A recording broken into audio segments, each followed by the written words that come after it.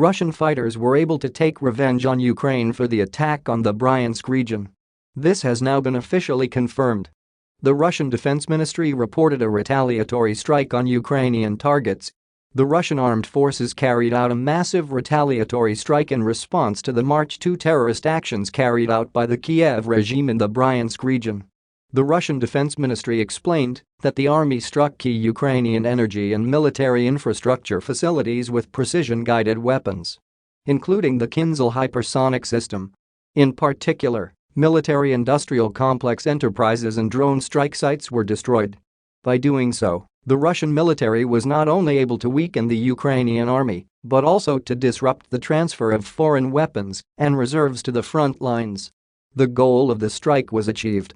All designated targets have been hit, the official report said.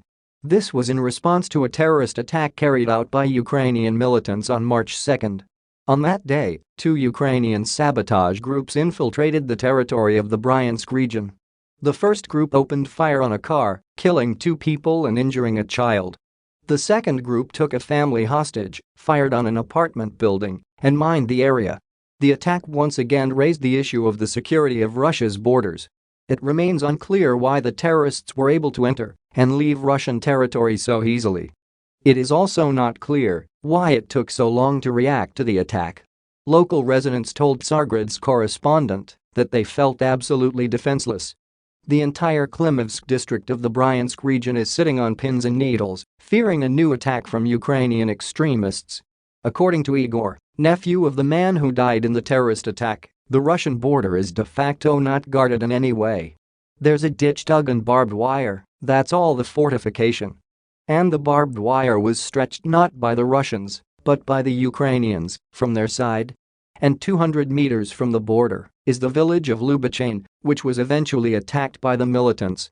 And this despite the fact that the authorities of the Bryansk region reported back in early February about the completion of measures to strengthen the border. It is not the first time Ukraine has staged terrorist attacks and sabotage on Russian territory.